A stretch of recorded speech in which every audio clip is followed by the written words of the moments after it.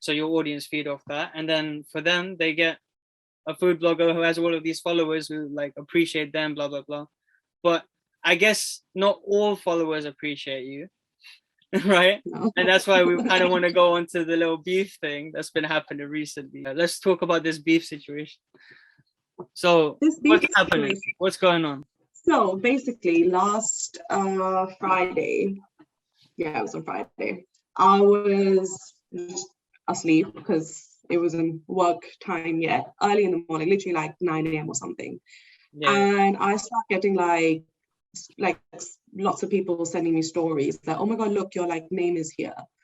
And basically someone had put up a story asking, who do you think is like the fakest influencer who lies for like views? Mm-hmm. And obviously SaltandShake was there, and a lot of people mispronounced my name as well, which was, I think, a lot more annoying than having my name there. Yeah. But obviously, like, I saw like a kind of few options, like as in few like boxes where my name was, and then suddenly like I get an influx of messages. And when I say influx, like literally hundreds of people messaging me like, oh my God, I've seen your name, oh my God, I hope you're okay, oh my God, this is so horrible. Yeah. And it was almost like, it was very embarrassing. Like, it was so embarrassing.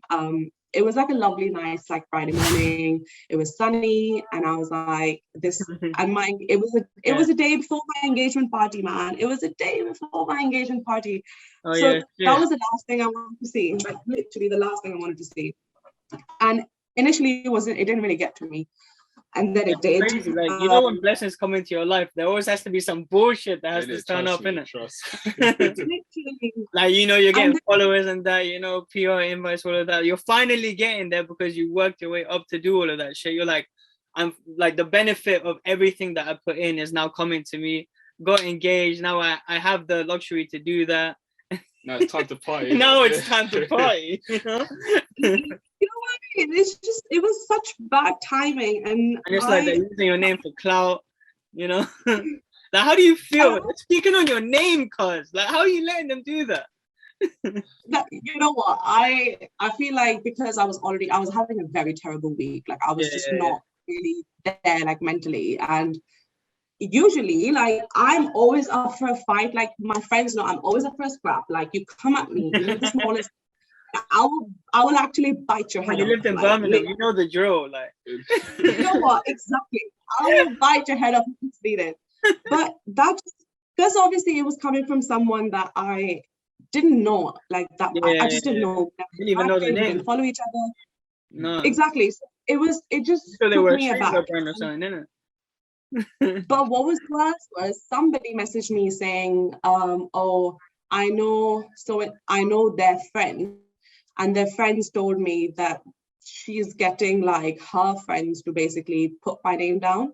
Which obviously I was a bit like, okay, that's a bit mad. Like, that means like people have a proper vendetta against me. Like, this is actually deeper than like anything. Like, this is a whole gang that like does not like SaltandShake and thinks that I'm fake and I'm buying followers and paying for like views. And it was obviously disheartening because, you know, I don't want people, I can't control what people think, but at the end of the day, like, one thing I would say, I am not a fake person. You can call me the B word, you can call me like the C word, you can call me anything, but I am not fake. All of the alphabet. I'm not a fake, you know, I'm not a fake person at all. And it just kind of diminished like everything that I do, like all the hard work that I do, which I don't talk about that much on my stories because I don't need to like parade myself like that, but just diminished it. Like, you don't want to give too much of yourself to an audience, so you can't really back yourself up with that much substance.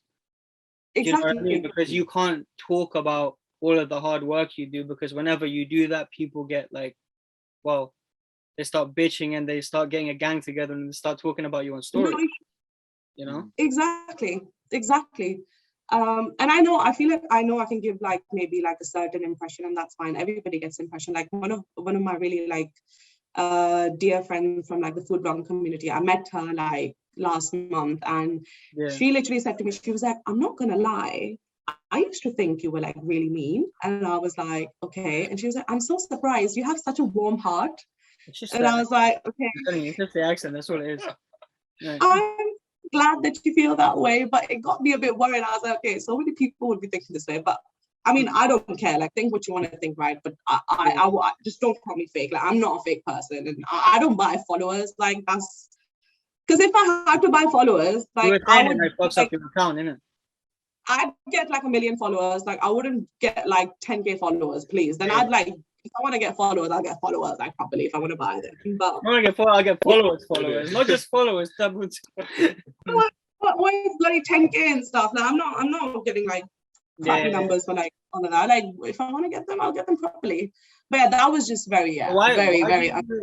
Instead of like, you know, trying to defend yourself like that, why do you think yourself? Like, why do you think people think you're fake? Like, can you see a way why people could perceive what you put out there as fake? So I think one thing that probably comes up quite often is the fact that I'm not loud when it comes to like giving my reviews. Like, if something I don't like, I just don't talk about it. I'm not going to share it at all. I just directly. Yeah. So everyone's like, oh, how could you always have a positive experience? Well, it's my page, and I choose to put out just the places where I'm comfortable spending money at, and I would like my audience to go to. I don't put out negative reviews. Maybe that's something I need to change. I don't know. Like, I'm not sure. But if I go somewhere and I don't like it, it's just not going to feature anywhere. Like, until and unless like it's completely atrocious. Like, there was a restaurant where I had a really terrible experience and I had food poisoning. I think stuff like that needs to be called out. Yeah. And then one of this bars that I went to, I had really, really terrible like racist experience there. I called them out. Like, I feel like it has to be really, really deep for me to like it has to be just really bite your head off. If you come first, she'll bite your head off. He doesn't want to go A&E for 2 days. You get me? Like, yeah, you have to be like a special kind of like restaurant / bar / whatever place for me to come for you. Like, otherwise I just don't see, like, I'm not going to waste my energy. Like, plus food is such a subjective thing. Like, something that I like, you may not like, and something that you like, I may not like. So, you know, I know a lot of people say that, oh, so-and-so food blogger lied. I had a bad experience. This person said that they liked it, so they're lying. I don't like that mentality at all, because again, it's a very subjective thing. And maybe there are some people who are doing it for the clout, but you don't know. And, you know, you can't speak on behalf of everybody.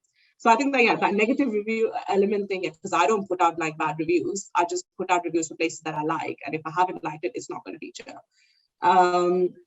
That's one thing. And probably, like, I'd say the second thing, I do think it stems from a little bit of jealousy. Like, I'm very uncomfortable saying that as well. I don't ever want to say that, oh, people are jealous of me. Yeah, but like, sometimes it's just fact, though. You know. But, you know, I did grow very quickly. Like, I went from, I'd say probably 20K to like 40, 50K. Like, I got like 30,000 followers from just one video that went viral. What was the video? So it's the video